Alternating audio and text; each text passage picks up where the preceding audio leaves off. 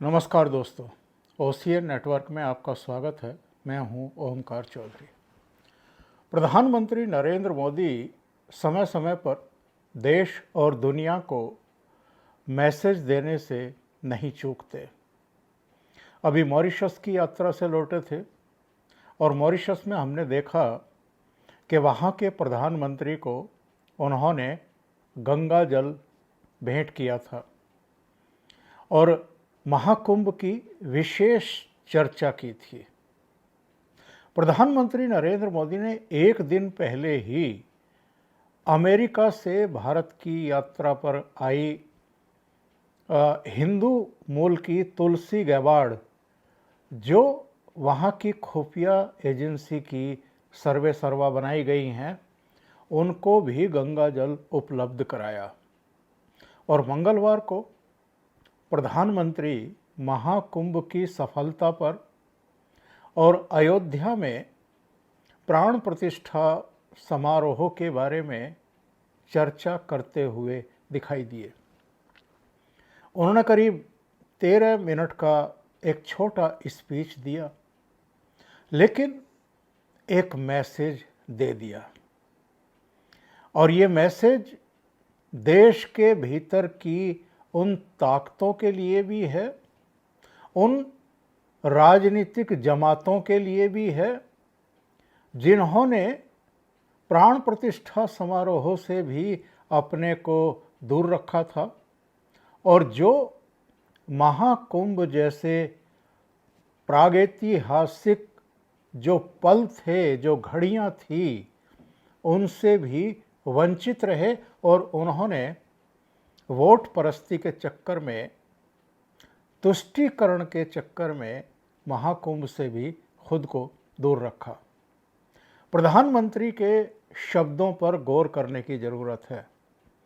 प्रधानमंत्री ने कहा कि हम सब जानते हैं कि गंगा जी को धरती पर लाने के लिए बहुत प्रयास लगा था।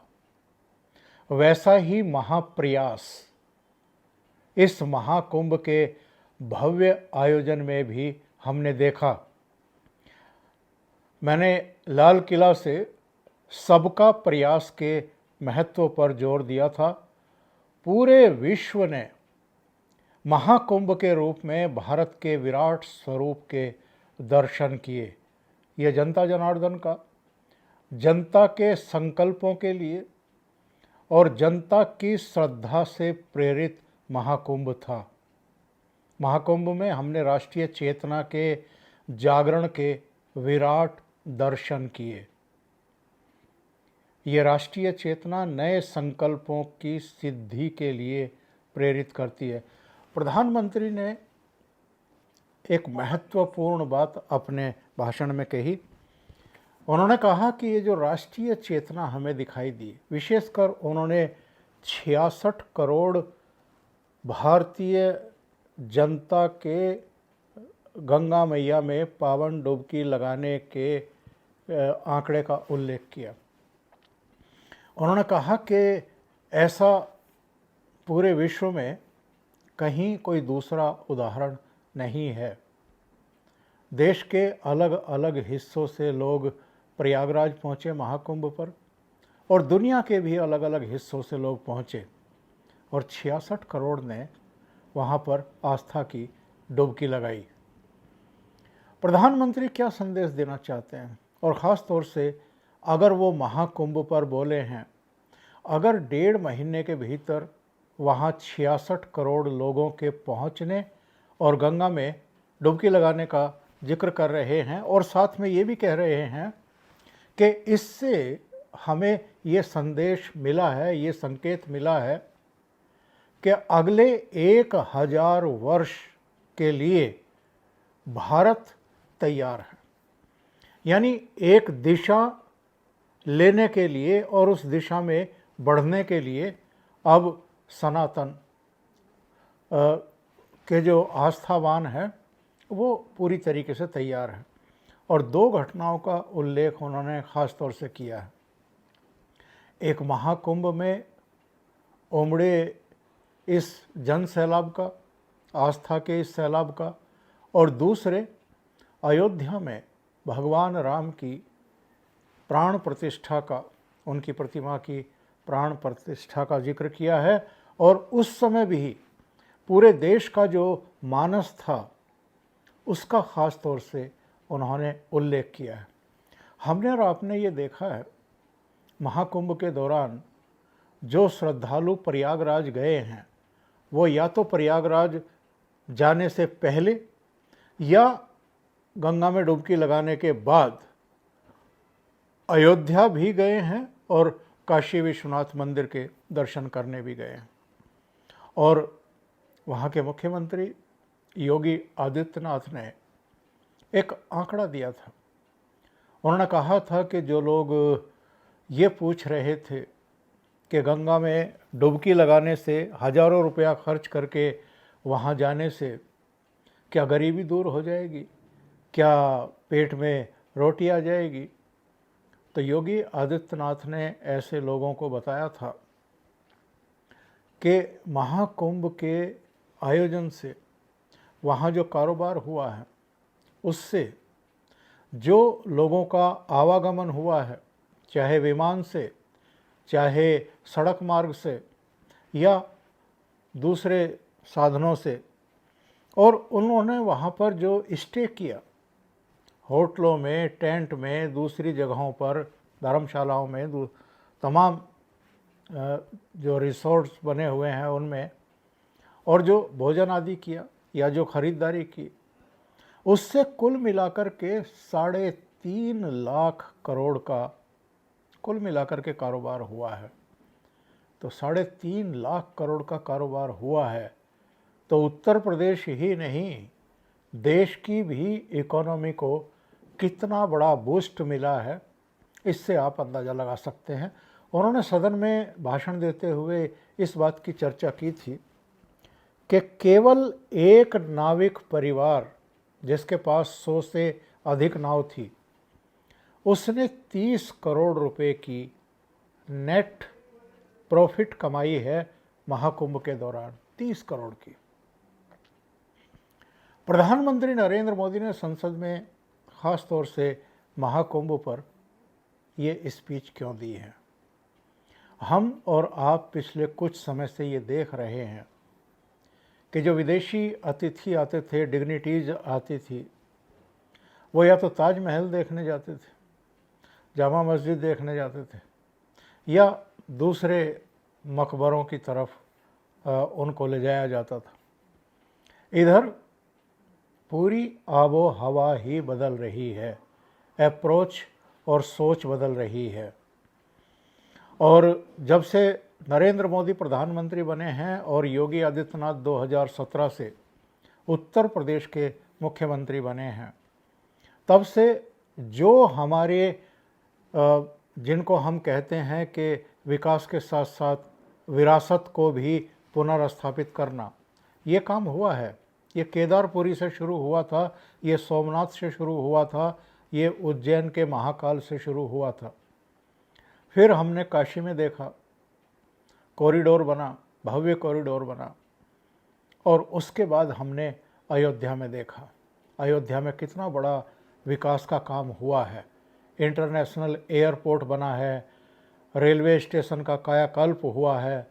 जिस अयोध्या नगरी को पूरी तरीके से उपेक्षित छोड़ दिया गया था, जिसका कोई विकास नहीं होता था, जिसकी नगर पालिका को भी सरकार से एड नहीं दी जाती थी, और जहाँ गंदगी के ढेर लगे हुए थे, वहाँ का जनजीवन और वहाँ की अर्थव्यवस्था जैसे अभिशप्त सी हो गई थी, थम सी गई थी। लेकिन एक भव्य राम मंदिर बनने और प्राण प्रतिष्ठा समारोह होने के बाद से आप देखिए कि अयोध्या का हाल क्या है। अभी एक आंकड़ा आया था कि महाकुंभ के दौरान अयोध्या का जो जीएसटी कलेक्शन है वो नोएडा और गाज़ियाबाद जैसे जो विकसित ज़िले हैं, जहाँ पर उद्योग धंधे भी हैं और व्यापार भी फलता फूलता रहा है, उसको भी क्रॉस कर गया। तो आप इसी से अंदाज़ा लगाइए कि अयोध्या, काशी और प्रयागराज ने ही कितना बड़ा अंतर कर दिया है।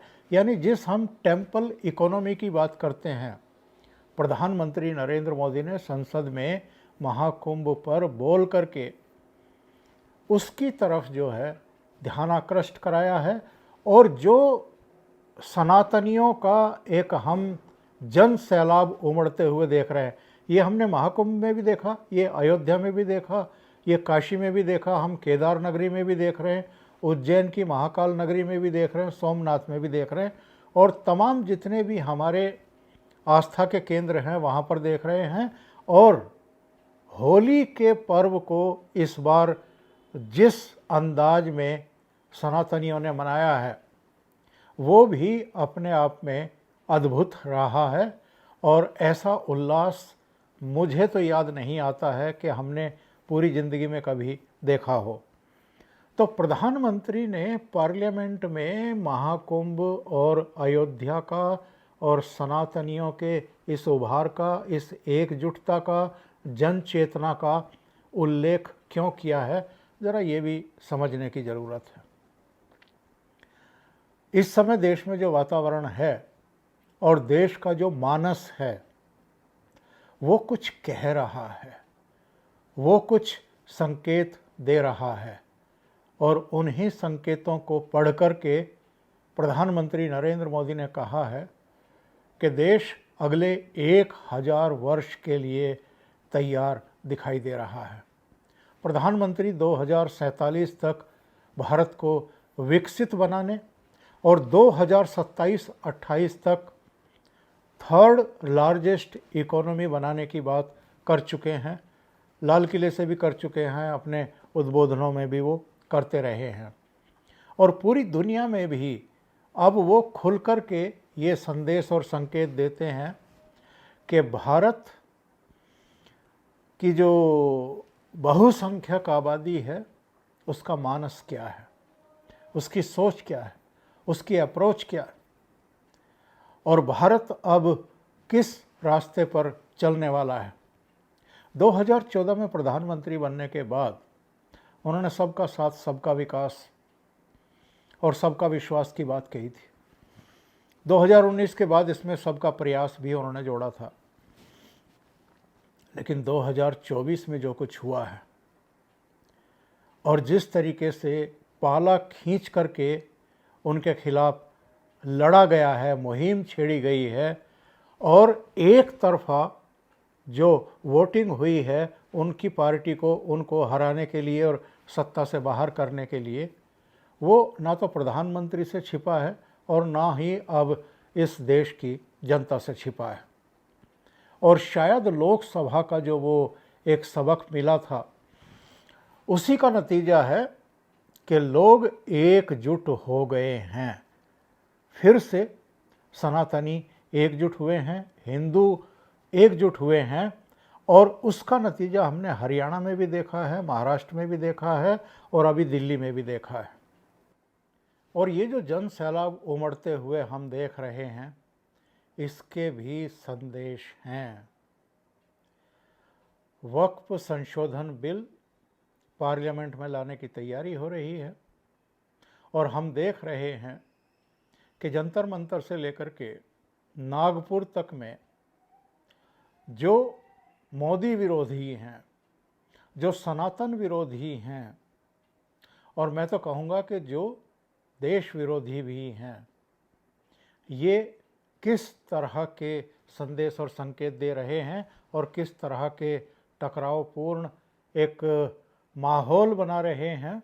मुझे लगता है कि प्रधानमंत्री ने एक बिल्कुल परफेक्ट समय पर अपना महाकुंभ पर और रामलला की प्राण प्रतिष्ठा पर और सनातनियों की जन चेतना पर जो उद्बोधन किया है, जो भाषण दिया है, वो भी एक संदेश और संकेत है कि समझने वालों समझ जाओ, अभी भी समय है। अभी के लिए इतना ही। बहुत बहुत धन्यवाद। अगर आपको ये चैनल और इसके कंटेंट पसंद आ रहे हैं तो लाइक करें, कमेंट करें, वीडियो को शेयर भी करें। अभी तक अगर आपने ये चैनल सब्सक्राइब नहीं किया है तो सब्सक्राइब कर लें और साथ में लगे बेल आइकॉन को दबा दें ताकि आगे आने वाले वीडियो और उनके नोटिफिकेशन आप तक पहुंचते रहें। बहुत बहुत धन्यवाद। नमस्कार।